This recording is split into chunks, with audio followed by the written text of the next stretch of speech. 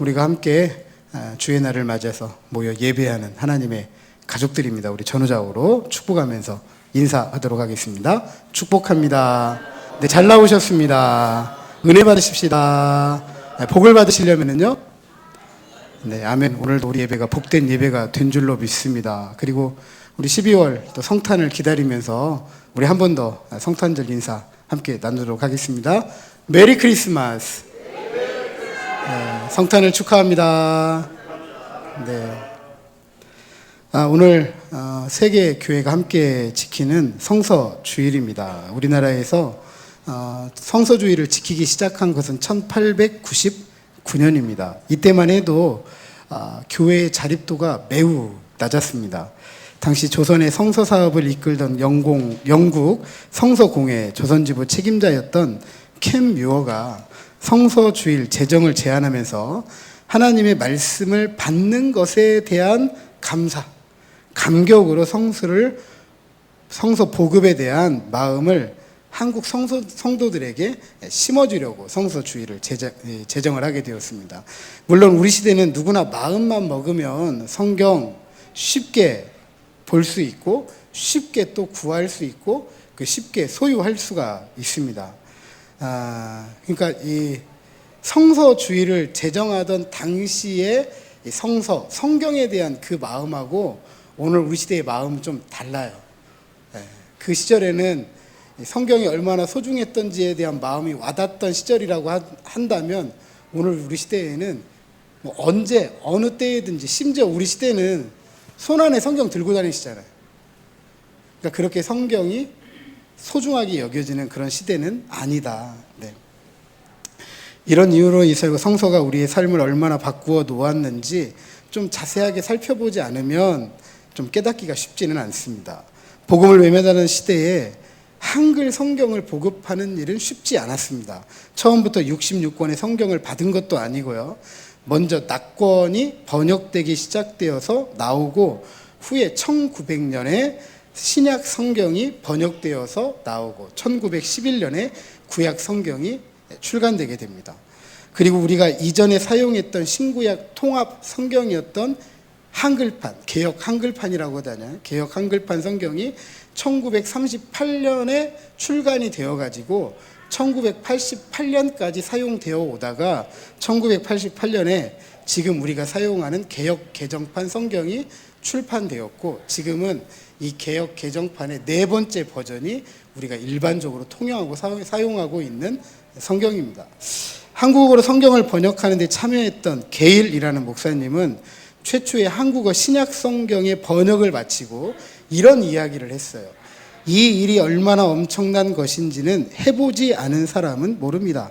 뉴욕의 60층짜리 생명보험 건물을 짓는 일도 이만큼 힘들지 않습니다. 자그마치 10년이 걸렸습니다. 건물을 지으려면 기초를 놓기 위해 땅을 파야 하듯 문장들을 골라내고 단어들의 의미를 파헤치며 엄습해오는 말라리아와 피곤과 싸우면서 선택하고 재어보고 판단하고 기록하는 모든 과정을 생각해 볼 때 이것은 파나마 운하를 파는 것과 맞먹는 일로 여겨집니다. 그러니까 성경을 번역하는 일을 운하를 건설하는 일과 맞먹는다 이렇게 생각을 했어요. 그만큼 성경을 번역하는 일이 쉽지 않았다라는 것을 우리에게 이야기해 줍니다. 하지만 이런 성경 번역 작업 이 땅의 복음을 전하는 일을 가속화시켰고요. 이로써 구습에 얽매여 있던 사회를 개혁하도록 이 민중들의 생각을 바꾸었습니다. 또 민족의 독립 멸망을 나누고 전하도록 했고요. 한국 전쟁 당시에는 전쟁으로 인해서 모든 것이 폐허가 되고 교육이 제대로 되지 않다 보니까 성경은 아이들의 국어 교과서가 되어져 가지고 교육의 도구가 되기도 했습니다. 고난과 고통 중에 있던 사람들에게 참된 위로와 소망을 주었습니다. 그리고 이렇게 성장한 이들이 사회의 빛과 소금의 역할을 하고 있고 조국의 변화에 앞장서 왔던 것이 오늘 우리가 살아가고 있는 이 민족의 역사이기도 합니다. 이와 같은 과정에서 한글 성경 이 땅에 처음으로 보내주었던 존 로스라는 목사님의 꿈과 같이 불교와 유교 그리고 무속이라는 이 나라 민족의 종교가 기독교라는 종교로 바뀌게 됩니다. 이제는 대한민국의 종교 중에서 기독교를 빼놓고는 말할 수가 없습니다. 국교로 정하지 않고 국교가 되지 않고 그 나라에서 기독교를 제외하고 말할 수 없는 민족은 저희 나라밖에 없어요. 저희 나라밖에. 참 기가 막힌 일입니다. 자, 오늘 우리가 읽은 시편 119편은 히브리어 알파벳 C입니다. 8행마다 히브리어 알파벳 알렙부터 타우까지 22개, 한 글자씩 22개 연으로 이루어진, 그리고 176행으로 이루어진 굉장히 긴 시입니다. 이런 시의 형태를 답관체라고 하는데요. 시편 111편, 112편 외에 여러 시편이 이런 형식을 취하고 있습니다. 그리고 8행으로 이루어졌다라고 말씀을 드렸습니다. 우리 성경도 그것을 강조하기 위해서 8행마다 표시를 하나씩 해두었습니다. 여러분의 성경을 보면 동그라미로 전부 표시를 해놨어요. 이게 히브리어 알파벳이 시작하는 점입니다. 거기가. 그리고 이와 같은 구성은 유추해 보건대 이 시편의 주제가 되는 소재가 말씀이에요. 율법이에요. 그런데 이 율법을 가리키는 동의어가 8개가 사용이 되고 있습니다. 토라, 율법이라겠죠.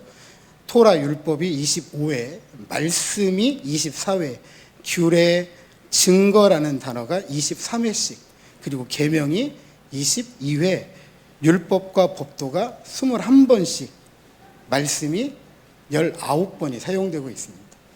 율법과 동의어로 사용되는 단어들이 8개가 같이 사용되는 것을 보면 아마도 이 8행으로 이루어진 이 시는 이 말씀을 강조하고 싶었던 것은 아닌가 이렇게 생각해 볼 수 있다는 것이죠. 또한 지혜문학의 특징을 가지고 있는데요.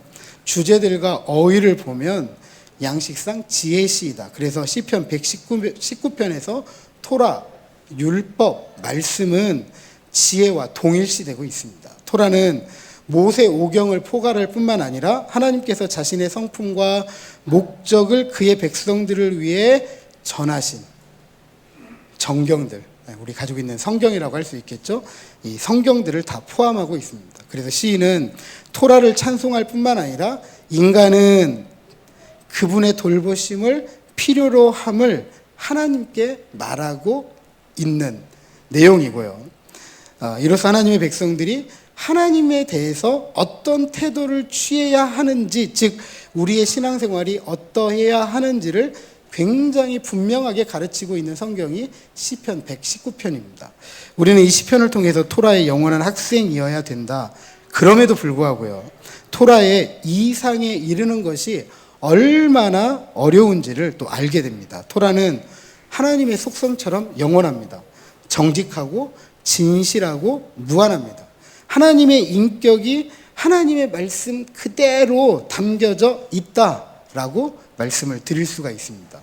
반면에 시인은 자기 자신을 포함해서 우리 모두가 고난과 고통, 죽음, 회방과 멸시, 박해를 받으며 길을 잃은 양이다라고 묘사를 합니다. 토라의 이상, 그리고 그것을 가지고 살아야 될 우리들의 현실 사이에 괴리가 너무 커요. 그래서 이것을 슬퍼하면서 그럼에도 불구하고 하나님의 말씀을 찬양합니다. 이런 시인의 모습 때문에 은퇴하신 총신대 구약학 교수였던 김정우 교수는 이 시편을 이렇게 표현합니다. 토라와 인생의 불협화음의 이중주다. 토라와 인생이 화음을 이룰 수 없는데, 화음을 이룰 수 없는 모순된 화음을 가지고 노래하는 시편이다. 이렇게 표현을 합니다. 자, 오늘 우리가 읽은 본문 22개 연 중에 히브리어 알파벳 마지막 글자 타우로 시작하는 22번째 연입니다. 이 본문을 자세하게 살펴보면 매 구절마다 이런 단어들이 등장합니다. 앞서 토라, 율법과 동의었던 그런 단어들이죠. 말씀, 율례, 계명, 법도, 율법, 규례. 또한 처음과 마지막을 말씀과 계명으로 열고 닫고 있습니다. 이 마지막 연이 토라를 강조하고 있다는 사실, 우리에게 이야기해 주고 있습니다. 뿐만 아니라 이 토라가 시인의 삶에 어떤 역할을 하고 있는지 그 중요성을 각인시키고 있는데, 그 중요성을 오늘 우리 강론의 제목 176절 하반절에 있는 말씀처럼 주의 계명들을 잊지 아니함이니이다 라고 강조해 주고 있습니다. 자, 이 구절을 이렇게 세 부분으로 나누어 읽을 수가 있습니다. 169절과 170절 시인의 탄원, 171절과 172절 시인의 고백, 그리고 173절에서 176절까지 시인의 간구, 이렇게 나누어서 읽어볼 수 있는데요. 시인은 먼저 탄원으로 시작합니다. 169절에서 시인은 자신의 부르짖음이 주의 앞에 이르기를 바라고 있습니다. 시인이 처한 상황을 알 수는 없어요. 하지만 짐작컨대 이 시인이 상당한 고통 속에 있다, 고난 속에 있다, 어려움 속에 있다, 슬픔 속에 있다, 아픔 속에 있다, 눈물을 가지고 있다라는 것 충분히 짐작해 볼 수가 있습니다. 그런데 이런 상황에서 시인은 이렇게 응답을 구하고 있습니다. 주의 말씀대로 나를 깨닫게 하소서. 만약 우리는 이런 고난, 고통, 슬픔, 눈물, 아픔 속에 있다면 여기에서 건져주세요, 여기에서 구해주세요, 이렇게 말을 했을 텐데, 시인은 그렇게 말하는 게 아니라 주의 말씀대로 나를 깨닫게 해달라라고 그런 응답을 구하고 있습니다. 또한 170절에서 보면 시인은 자신의 간구가 주의 앞에 이르기를 바랍니다. 그런데 이 간구에 대한 응답 또 이렇게 구하고 있어요. 주의 말씀대로 나를 건지소서. 그냥 이 슬픔에서, 고난에서, 고통에서, 아픔에서, 눈물에서 건져달라는 게 아니라, 이걸 피하게 해달라는 게 아니라, 이것을 면하게 해달라는 게 아니라 주의 말씀대로 구원해달라라고 하고 있습니다. 즉 고난과 고통 속에 있는 자신의 구원을 무엇에 맡기고 있는 거죠? 하나님의 말씀에 맡기고 있는 겁니다. 하나님의 말씀에. 그렇다면 왜 시인은 이 주님의 말씀에 자신의 구원을 내어 맡기는 걸까요? 어떤 이유가 있어서 자신의 구원의 문제, 슬픔의 문제, 눈물의 문제, 고통의 문제, 고난의 문제, 아픔의 문제를 주님의 말씀에 맡기는 걸까? 시인은 이렇게 고백합니다. 171절에 보면 시인은 이 말씀 때문에 찬양해요. 빨리 슬픔, 고난, 고통, 눈물, 아픔에서 건져주시지, 말씀을 갑자기 찬양해요. 근데 이 찬양한다는 의미가 무엇이냐 하면, 원문의 문자적인 의미로 해석하면 거품을 뿜는다는 거예요. 찬양을 하는데 뭐 한다는 거예요? 거품을 품을 정도로 찬양한다는 거죠. 여러분 잘 아시는 것처럼 물이 솟구칠 때 거품과 함께 팡 하고 올라오잖아요. 그런 것처럼 지금 찬양을 그렇게 하는 거예요. 주님의 말씀 때문에. 이 말씀은 주께서 가르쳐 주신 말씀이래요. 그리고 172절에 보면 자신의 혀가 주의 말씀을 노래한다라고 했습니다. 그런데 왜 노래한대요?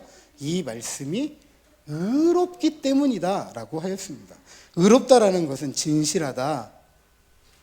그리고 이 의롭다라는 단어가 하나님과 주님과 함께 쓰이면 그 의로움은 영원하다.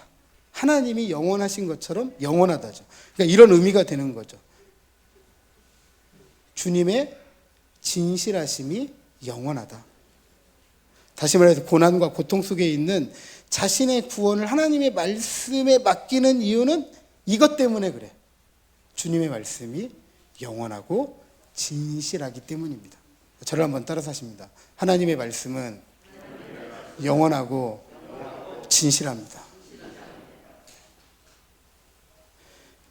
하나님의 말씀이 영원하고 진실하기 때문에 주를 향한 찬송이, 노래가 거품을 품듯 품어낼 수밖에 없습니다 라고 고백하는 거죠. 이런 시인이 주님의 말씀이 영원하고 진실하기 때문에 173절에서 176절에 용기를 내어 기도할 수가 있습니다. 용기를 내어 간구를 하고 있습니다. 173절에 주님의 손이 항상 시인의 도움이 되어달라라고 간구를 합니다. 영원하고 진실하신 주의 말씀을 선택했기 때문에 그 말씀의 도움을 구할 수밖에 없는 거예요. 만약에 그 말씀을 선택하지 않았다면 여러분, 슬픔 속에 있을 때, 고난 속에 있을 때, 고통 속에 있을 때, 아픔 속에 있을 때, 눈물이 있을 때 뭘 선택하시겠어요? 내가 찾을 수 있는 것, 내가 빠르게 붙잡을 수 있는 것, 그거 붙잡았겠죠. 그거 찾았겠죠. 하지만 이 시인은 하나님의 말씀이 영원하다, 하나님의 말씀이 진실하다라는 것을 확신하고 그것을 선택했기 때문에 도움도 어디로부터 구하는 거예요? 그 말씀에서 도움을 구하는 거예요.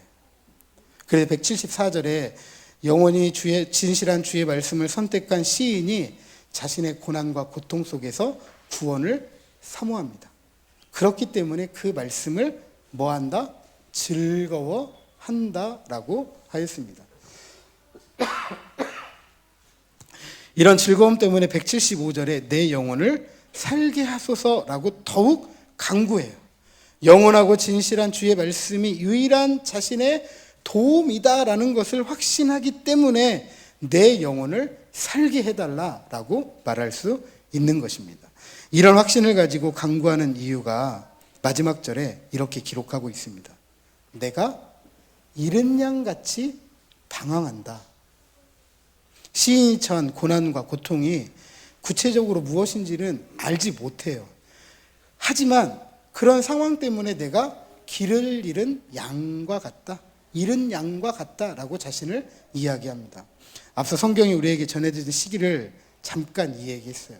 일제 식민지, 6.25 전과 후, 그리고 먹고 살기 힘들었던 60년대, 70년대. 이 시기에 우리들의 생활을 보면 우리가 어떠한 삶을 살았는지 잘 압니다. 나라의 근간이 흔들리던 시대잖아요. 근간이 흔들렸어요. 오직 한 가지 목적밖에 없습니다. 먹고 사는 것. 어떻게 하면 먹고 살까? 뭔가 목적이 있고 목표가 있고 삶의 이정표가 있던 시절이 아니에요. 단지 그냥 그날 하루 먹고 하루 살기 위해서 살아갔던 시절이에요. 그런 시절이 얼마나 답답하겠어요. 얼마나. 아마 그런 시절을 우리는 이렇게 시인처럼 이야기할 수 있을 거라고 생각이 돼요. 잃은 양과 같다. 잃은 양과 같다. 어린아이들이 부모와 함께 있으면 괜찮아요. 부모가 있기만 하면 돼요. 부부가 부자 아니어도 돼요. 그죠? 부모가 좋은 차 안 타고 다녀도 돼요. 부모가 좋은 집 안 살아도 돼요. 명예나 지위, 권력 안 가지고 있어도 돼요. 자식은 누구만 있으면 돼요? 항상 그 자리에 부모만 있으면 돼요. 한 나라의 민족 백성들은요, 이 민족의 근간이 되는 나라가 흔들리지만 않으면 살만해요.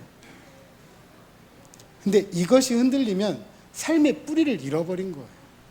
삶의 뿌리를. 그때 헤매고 방황하는 거죠. 그게 바로 잃은 양이에요. 잃은 양. 이 시절에 방황하는 양들에게 성경은 푸른 풀밭이 되었고 쉴만한 물가가 되었습니다. 목자가 되었어요. 그리고 때로는 길이 되었습니다. 그리고 이 성경은 이 민족의 어두움에 빛이 되어서 민족의 종교를 바꾸는 능력이 되었습니다. 그래서 우리 시인처럼 잃은 양과 같은 주의 종을 찾아달라고 간구할 수 있어요. 우리도 삶을 살다 보면 슬프고 힘들고 어렵고 눈물 나고 아프고 고난과 고통 중에 있을 때 다른 누구에겐가로부터 잊혀진 존재가 되었다고 생각했을 때 우리도 잃은 양과 같아요. 도움을 구해야 되겠는데 도움을 구할 만한 곳이 없을 때, 손을 내밀었는데 어느 누구도 손을 잡아주는 사람이 없을 때,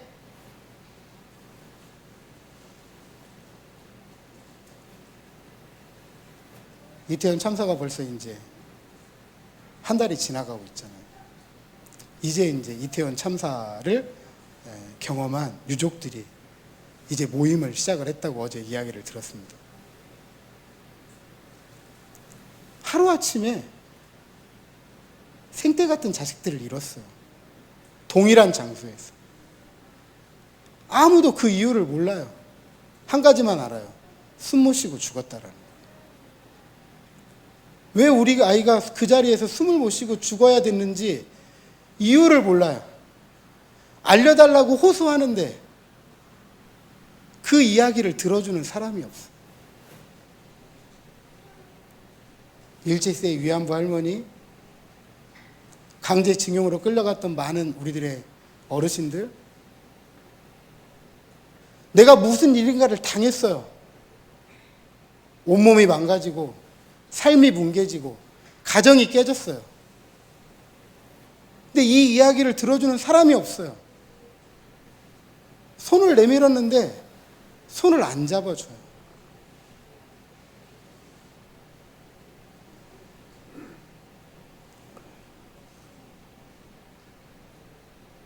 자꾸 손을 내밀고 있어요. 자꾸. 전쟁 중에 국가의 기간 산업들이 전부 무너졌습니다. 전력이 끊기고 마실 물이 없어지고 모든 것이 끊겼어요. 혹독한 겨울이 왔습니다. 제가 안식년에 우크라이나 다녀왔잖아요. 그때가 9월달인데 9월달인데 저희는 그래도 시원한 계절이잖아요. 아니, 저한테는 더운 계절이에요. 근데 그 나라는 쌀쌀하더라고요. 벌써부터. 쌀쌀하더라고요. 근데 벌써 11월이잖아요. 추위에 벌벌벌 떨어야 돼. 끊임없이 손을 내밀고 있어요. 살려달라.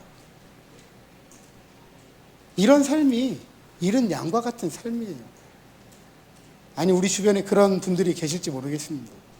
우리 주변에.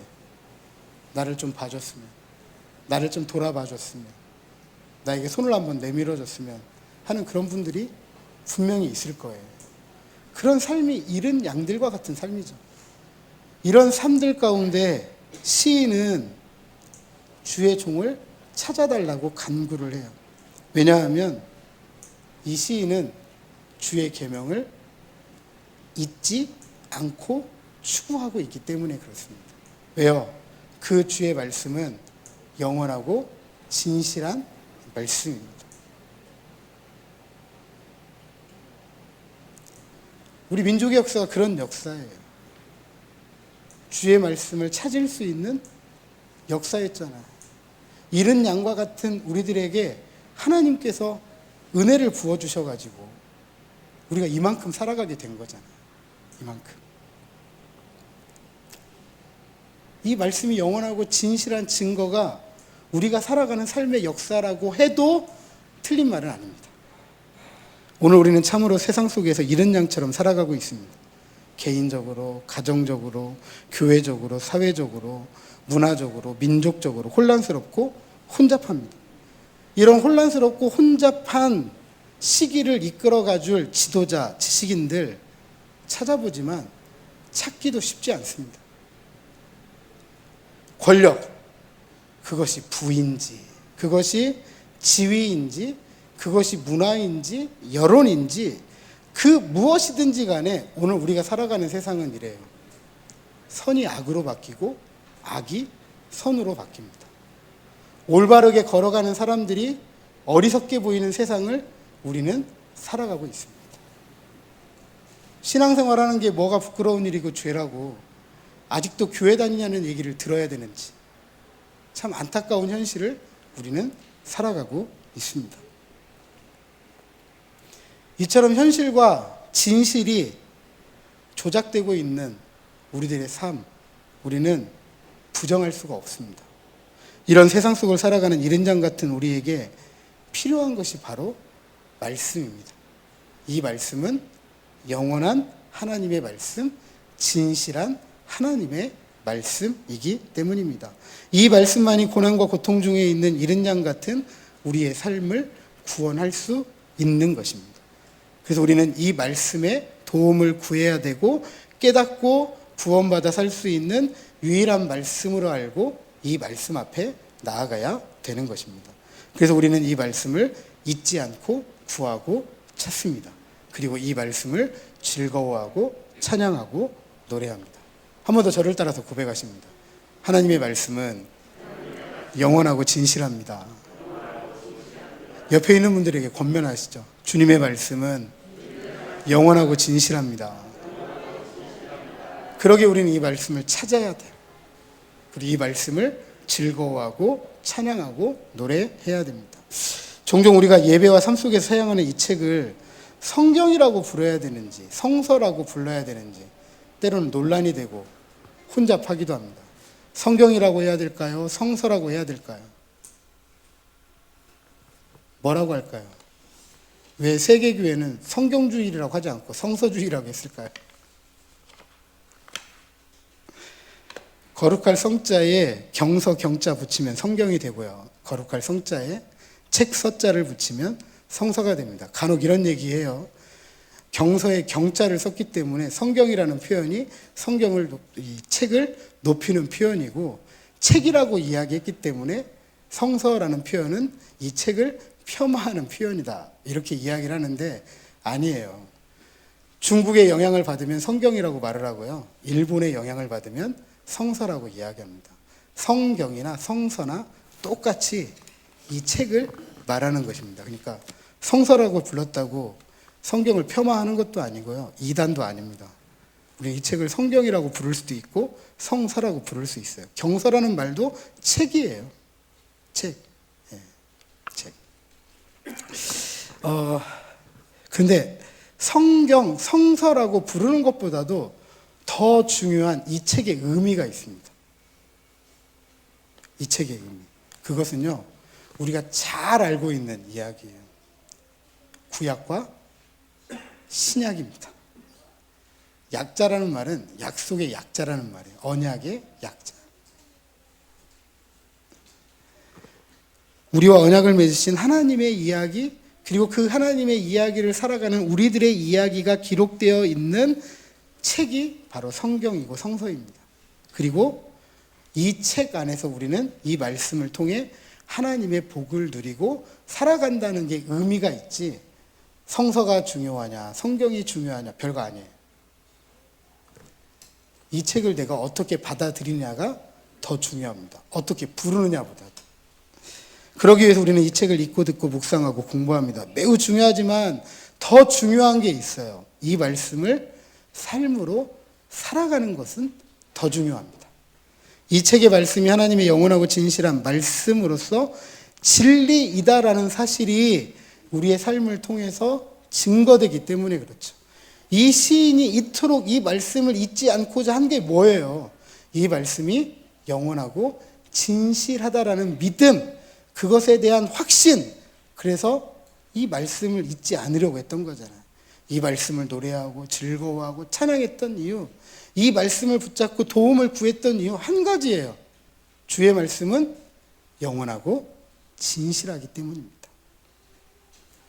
이런 삶의 증거를 통해서 한 개인이 변화된다, 한 가정이 변화된다, 한 문화와 사회가 변화된다, 나라와 민족이 변화된다, 열방이 변화된다, 위대한 하나님의 나라의 역사를 써간다는 것, 우리 인류가 살아온 역사를 통해서 우리는 잘 알고 있습니다.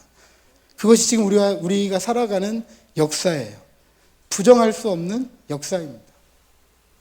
한국교회, 한국사회, 한국민족, 한민족, 세계 열방의 역사입니다.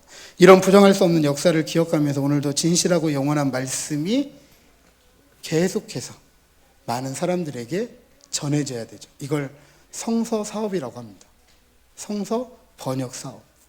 저희 교회가 후원하는 대한성서공회 자료에 의하면 2022년 한 해에 87개 나라에 129개 언어로 지난해보다도 68만여 부가 증가한 390만 부의 성경을 제작해서 보급했다라고 합니다. 1973년부터 해외에 성경을 보급해 왔는데요. 그 이래로 총 1억 9,090여만 부를 보급했습니다. 이 가운데 성경 제작과 보급의 어려움을 겪고 있는 48개 나라에 84만여 부의 성서를 무상으로 기증해 왔습니다. 특별히 이 중에는 전쟁으로 인해 어려움을 겪고 있는 우크라이나를 위해서 38만여 부의 우크라이나어 성경이 포함되어져 있습니다. 그러나 아직도 전 세계에는요 24 240여 개 나라가 있는데 그 중에 20개 나라를 제외하고는 자력으로 성경을 번역하고 출판하고 보급할 능력이 없습니다.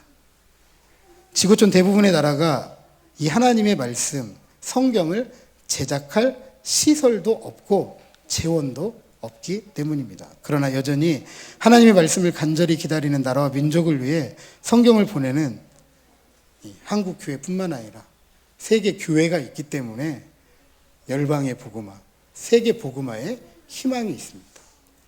우리가 이와 같이 열방의 복음화, 세계 복음화의 희망을 말할 수 있는 이유는 이 말씀이 전해지면 이 말씀은 영원하고 진실하기 때문에 이 말씀을 통해서 개인이 변하고 가정이 변하고 사회가 변하고 민족이 변하고 나라가 변하고 열방이 변한다는 사실을 알고 있기 때문에 그래요. 우리가 이 사실을 잊지 않는다면 우리는 하나님의 말씀을 끝까지 전해야 될 이유가 있습니다. 아멘. 그래서 어떤 분들은요, 시장에서 일하시는 분인데 저금통에다 끊임없이 동전을 모아오던 것을 성경을 번역하는 사업에 헌금해가지고, 또 어떤 교회는 교회 창립 기념 주일에 성도들에게 저금통을 나누어줘가지고 동전을 모아서 또 성경 번역 사업에 동참하기도 하고, 어린아이들부터 어른들에 이르기까지 성경이 전해지는 일들을 위해서 얼마나 끊임없이 함께하고 있는지 모릅니다.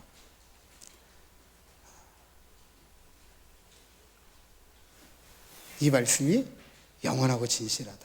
부디 이른 양과 같은 우리가 이 말씀을 영원하고 진실한 주의 말씀으로 알고 깨닫고 배우고 구원받아 살 수 있는 유일한 말씀으로 알고, 그래서 이 말씀을 잊지 않고 구하고 찾아서 이 말씀을 참된 소망으로 즐거워하고 찬양하고 노래하는 저와 여러분 우리 모두가 되시기를 주님의 이름으로 축복합니다.